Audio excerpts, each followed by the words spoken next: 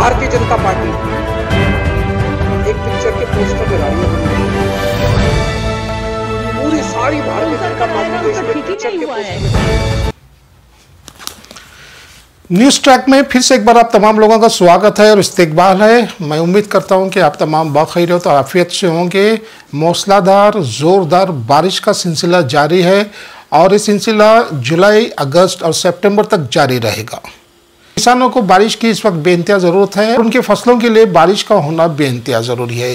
जून, जुलाई और अगस्त के महीने में जब बारिश शुरू होती है, सबसे ज़्यादा इसका असर होता है हमारे म्युनिसिपल कॉरपोरेशन के कॉन्ट्रैक्टर्स पर। कॉरपोरेशन से किसी न किसी तरह तोड़ जोड़ क्रैक तो हासिल कर लेते हैं, लेकिन सड़कें वो इस तरह से बना कर देते हैं कि अवाम इनसे बेइंतहा परेशान होती है। कॉन्ट्रैक्टर जो सड़कें बनाते हैं, बारिश की एक झड़प में ये सड़कें अपने असली हालत पे आ जाती हैं और जगह जगह सड़कों पर गड्ढे पड़ जाते हैं, जिसकी वजह से तमाम अवाम को बेइंतहा परेशानी होती है। कॉन्ट्रैक्टर्स को इस बात की परवाह नहीं होती कि सड़कें किस तरह से बनी है और किस तरह से बनानी चाहिए।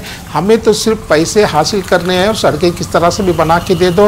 अवाम उस पर अपनी सवारियाँ चलाने के लिए तैयार रहती हैं। कुछ दिन के लिए वो शोर तो मचाती हैं, बहुत से मेमोरेंडम भी दिए जाते हैं, बहुत से एहतजाज भी किए जाते हैं, बहुत से प्रोटेस्ट भी किए जाते हैं, लेकिन ना कॉन्ट्रैक्टर को इसकी कोई फिक्र होती है, ना म्युनिसिपल कॉरपोरेशन को कोई इसकी फिक्र होती है। बारिश की वजह से सड़कों पे गड्ढे पड़ जाते हैं और इन गड्ढों पे पानी भर जाता है, जिसकी वजह से टू व्हीलर्स की सवारियों के लिए बड़ी दिक्कत पेश। कई टू व्हीलर्स इसके हादसे के शिकार भी हो गए। सड़क बनी और अभी हम देख सकते हैं कि कैसे एक महीना भी नहीं हुआ और सड़क का ये हाल है। What can you tell us in terms of the inconvenience that it has caused to the commuters on the road and any action that in fact has been taken so far in this matter? गड्ढा बन गया है, गड्ढा बन गया road के ऊपर।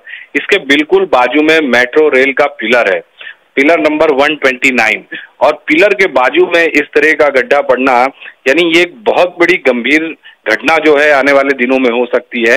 फिलहाल उस रूट पे मेट्रो का जो ट्रैक है वो चालू है, मेट्रो रेल वहां पर चल रही है और उसी जगह पे ये इस तरह का खड्डा बनना, ये बहुत ही भयंकर और भयानक भयावह दृश्य है, क्योंकि वहां से उस रोड पे से रोज हजारों लोग निकलते हैं, ऊपर से मेट्रो ट्रेन भी क्रॉस होती है।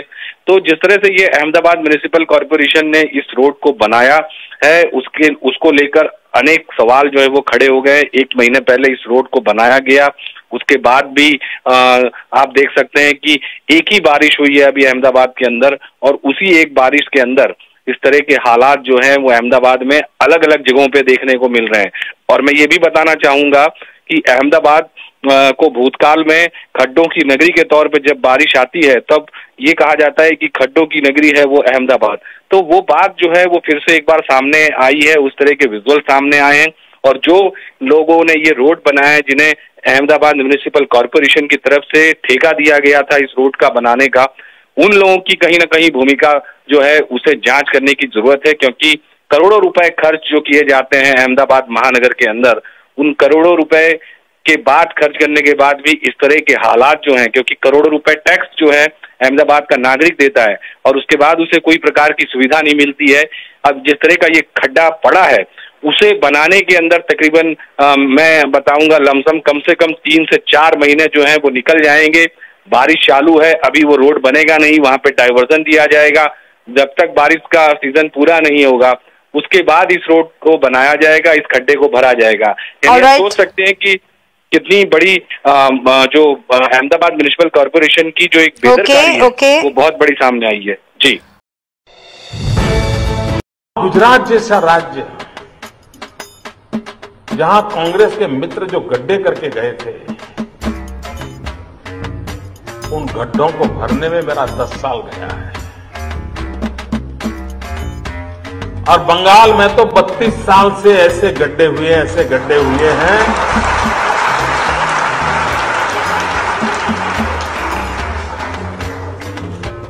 क्या तबाही का मंजर चला है 32 साल तक। और इसलिए यहां तो जिनको भी दायित्व जनता देगी, उनको पता नहीं कितने सालों तक कितनी मेहनत करनी पड़ेगी, तब जाकर के ये गड्ढे भरेंगे। और मुझे विश्वास है कि इन दिनों जो प्रयास हो रहे हैं वो गड्ढे भरने की दिशा में हो रहे हैं, और जो पश्चिम बंगाल में रहने वाले लोगों के सपने हैं वो सपने अवश्य पूरे होंगे।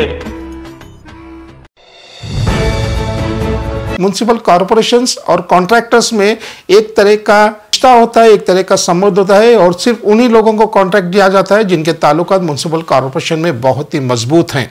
लेकिन हमें इस बात की गहराई में नहीं जाना चाहिए कि वो किस तरह से वो अपने कॉन्ट्रैक्ट हासिल करते हैं और सड़कें किस तरह से बनाते हैं। लेकिन जब अवाम अपने खून पसीने की कमाई से टैक्सेस अदा करती है तो उन्हें अच्छी सी सहूलतें भी फराहम करना म्युनिसिपल कॉरपोरेशन का काम है। बेलगाम शहर के हर इलाके में पानी जमा हुआ है। जब से तेजधार बारिश शुरू हुई है बेलगाम के बहुत से इलाकों में पानी जमा हुआ है। लेकिन म्युनिसिपल कॉरपोरेशन का यह हाल है कि किसी भी जगह वो म्युनिसिपल कॉरपोरेशन की गाड़ी नहीं भेजते जहां से पानी को निकाला जाए या ऐसी कोई दूसरी सहूलतें अवाम को फराहम की जाए। खासकर निचली सतह के मकामात में पानी का हाल ये हो गया है कि लोग वहाँ पे बेइंतहा परेशान है। लेकिन कई शिकायतों के बाद भी म्युनिसिपल कॉरपोरेशन के कान पे जूं तक नहीं रेंग रही। कर्नाटका में शहर बेलगाम में ऐसा शहर है जहाँ पे जीएसटी सबसे ज्यादा अदा किया हुआ है। इसके बावजूद भी यहाँ ऐसी कोई सहूलतें नहीं है। स्मार्ट सिटी अपने दावे कर रही है कि हमने तमाम काम मुकम्मल कर लिया है। अगर आप बेलगाम शहर का दौरा करें, सोशल मीडिया पे जो वीडियोज आ रहे हैं अगर उसे आप देखेंगे तो आपको पता चलेगा। पिछली बार भी मैंने इस बात का जिक्र किया था कि बहुत सी सड़कें बेइंतहा खस्ता हालत में है। खासकर आजमनगर का चौराहा जहां पे गड्ढे हैं, जहां पे आने जाने वालों के लिए बेइंतहा तकलीफ। नेहरू नगर में वाका डी मार्ट जिसकी सड़क बेइंतहा छोटी है लेकिन इस पे आपको 4 व्हीलर्स भी मिलेंगे, 2 व्हीलर्स भी मिलेंगे और डिलीवरी वैन्स भी मिलेंगे। कि जब भी हम बारिश में बाहर निकलते हैं तो तमाम दुआएं पढ़ के तमाम प्रार्थना करके घर से बाहर निकलते हैं ताकि कोई हादसा पेश ना आए। इस हादसे के तमाम जिम्मेदार म्युनिसिपल कॉरपोरेशन है, स्मार्ट सिटी है और स्मार्ट सिटी को चाहिए कि वो जल्द से जल्द इन सड़कों की मरम्मत। ये सड़कें जब भी बनाई जाती हैं सिर्फ की मुद्दत 4 महीने की होती है। इन्हें पता है कि हमें सड़कें सिर्फ 4 महीने के लिए बनाने होते हैं कि बारिश तो सिर्फ 4 महीने के लिए होती है, उसके बाद बारिश का कोई नामो निशान नहीं रहता।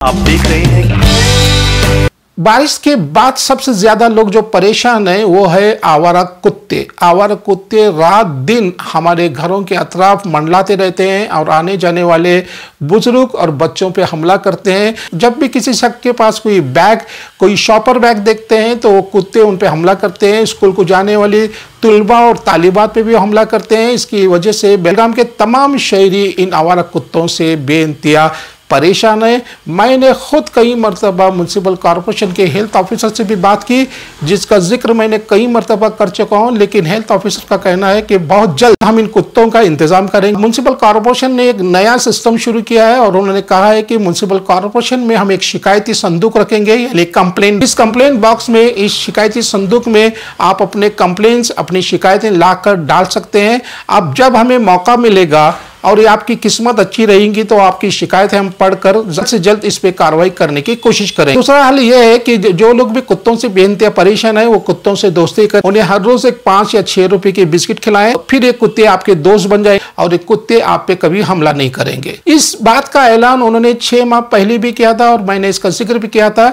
लेकिन अभी तक ना उन्होंने कुत्तों को पकड़ा है, ना स्टेरिलाइजेशन किया है, ना नस्लकशी की है। कुत्ते दिन ब दिन बढ़ते जा रहे हैं। अब ये देखना है कि इस कंप्लेंट बॉक्स के हमारी शिकायतें वो कब खोलते हैं और उस पर वो कब अमल करते हैं, ये वक्त ही बताएगा।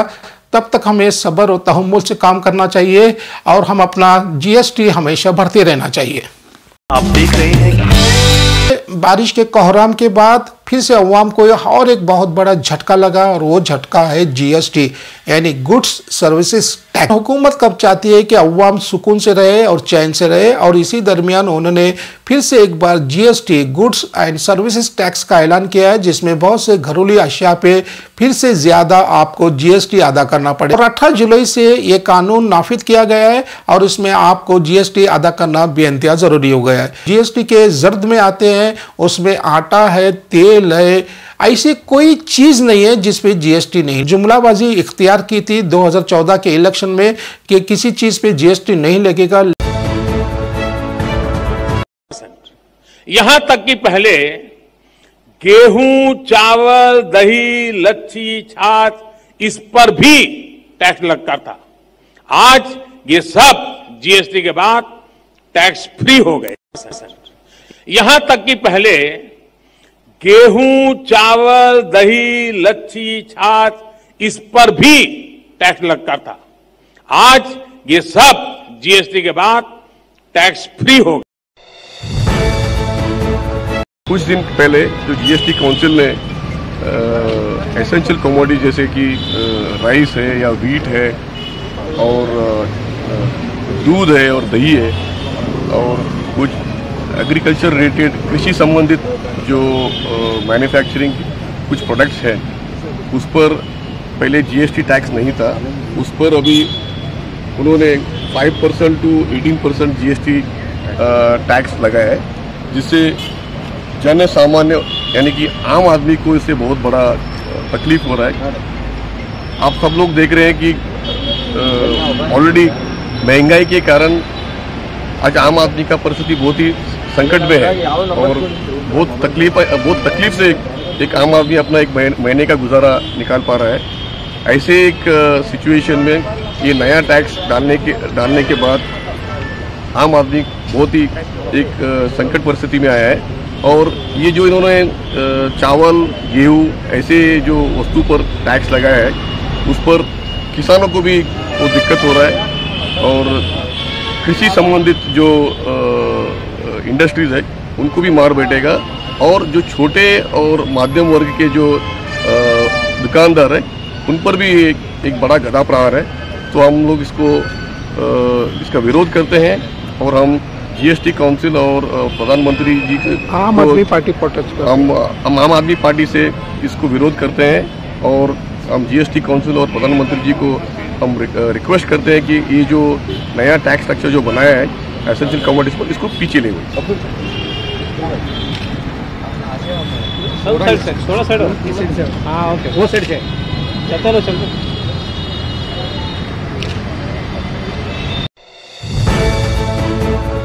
एक बेसिक नीड है, हर गरीब अमीर और वीआईपी की हर एक बेसिक नीड है।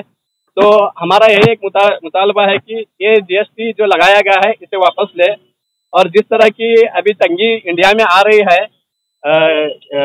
खाने पीने को लेकर या फिर जॉब्स को लेकर, तो उसका अगर हम रेशियो देखेंगे कि इंडिया में 30% लोग जो है बिलो पॉवर्टी लाइन में जी रहे हैं और 55% जो लोग हैं मिडिल क्लास में जी रहे हैं। तो ये जो 5% जीएसटी जो इफेक्ट होने वाला है टोटल 85% लोगों के ऊपर, इंडिया की जो आबादी है उसके ऊपर इफेक्ट होने वाला है। वीआईपी वीवीआईपी को इससे कोई संबंध नहीं है क्योंकि उनको तो क्या है बड़े बड़े 5 स्टार होटल में रहने की भी उनकी कैपेसिटी है, उनके पास बहुत सारा जो गोलमाल किया हुआ माल है उसके ऊपर वो कैसे भी अपनी जिंदगी निकाल सकते हैं। मगर ये जो है सबसे इम्पोर्टेंट 85% जो इंडिया की पॉपुलेशन है उन्हें इफेक्ट करने वाली चीज़ है, इसके बारे में गवर्नमेंट को सोचना चाहिए। उसी के साथ जिस चीज़ों पे फ्री करना चाहिए उस पर नहीं फ्री करते हुए इंडिया की जो हमारी गवर्नमेंट है कश्मीर फाइल जैसे मूवीज को फ्री ऑफ टैक्स करके लोगों में दिखाती है, जबकि वो एक भाईचारे को तोड़ने वाली फिल्म है। वैसे जगह पे 73 करोड़ तक का टैक्स ये लोग माफ कर सकते हैं। तो जब 5% की बात आती है तो हर यहाँ के शरीयत को क्यों माफ नहीं किया जा रहा है, एक हमारा एक सवाल है। आप देख रहे हैं बेलगाम शहर में हर रोज कोई न कोई तकरीब मुनक्कद होती है और पिछले हफ्ते इस प्रोग्राम को मुनक्कद किया था global IT solutions training partner for Karnataka state government and government of India. और इस प्रोग्राम में शिरकत करने वाले तमाम मौजूद हजरात का बड़े जोर शोर से खैर मकदम किया गया और मेहमान खुसूसी ने अपने तजुर्बात उन तमाम नौजवान उन तमाम न्यू जनरेशन के सामने पेश किए। कहा कि मेहनत एक ऐसी चीज़ है जहाँ पे आप मेहनत करके ये तमाम चीज़ें हासिल कर सकते। प्रोग्राम में शरीक होने वाले कई तलबा और तालिबात को जॉब ऑफर्स लेटर्स भी दे गए और प्रोग्राम हर लिहाज से कामयाब रहा। शहर बेलगाम के अवाम खाने के बेइंतहा शौकीन हैं और इस तलाश में रहते हैं कि बेलगाम शहर में कोई नया रेस्टोरेंट तो नहीं खुला, कहीं नया टी बार तो नहीं खुला। हाल ही में अशोक नगर में स्विमिंग कॉम्प्लेक्स के करीब एक नया टी बार खुला है जिसका नाम है माउंट टी बार, जहां पे आपको बेहतरीन चाय के साथ सैंडविचेस, बर्गर्स और ऐसे कई दूसरी अशिया वहां पे मौजूद है। मेरा नाम मतीन नदाब बोल गया, मैं BDO का ज्वाइन हुआ हूँ ग्लोबल गैनर में बिजनेस डेवलपमेंट ऑफिसर बोलते हैं। ये टाउन टी बार एक फ्रेंचाइजी है और ग्लोबल गैनर भी एक फ्रेंचाइजी है। एक चाय का दुकान स्टार्ट करने से लेकर आप हर एक ब्रांड बेच सकते हो, इधर ब्रांड के साथ चाय के साथ ब्रांड दे सकते हो। ये हमारे एक नौजवानों का एक अच्छी कदम है, मतलब जिसके पास फाइनेंशियल सपोर्ट नहीं है उन लोगों को हम फाइनेंशियल सपोर्ट के साथ बिजनेस को देना तो हमारा एक लक्ष्य है, वो लक्ष्य को लेकर आगे बढ़े। ग्लोबल गैनर क्या है, मतलब ग्लोबल गैनर एक लोकल वेंडर से पकड़ के नेशनल वेंडर तक सब कुछ वेंडर हमारे पास रजिस्टर है। और लोकल वेंडर भी रजिस्टर होने के लिए विदाउट कॉस्ट, कुछ फी नहीं है, कुछ नहीं है, उसके साथ हम वेंडरों को रजिस्टर कर देते हैं और उनको बिजनेस देते हैं। उनको बिजनेस देने के बाद हमको चंद कमीशन देना पड़ता है, तो कमीशन से हम लोग कैशबैक देते हैं कस्टमर को। और जो भी अगर बिजनेस करना चाहता है बेलगाम के अंदर, टाउन टी बार हो, लोकल गैनर हो, उन्होंने आके हमसे कांटेक्ट कर सकते हैं। 0 इन्वेस्टमेंट, और जो हमारा रेगुलर जो इसको सेटअप को जो पैसा लगने वाला है उसको फाइनेंशियल सपोर्ट भी हम लोग करते हैं, वो EMI भरते जाना पड़ेगा बैंक से।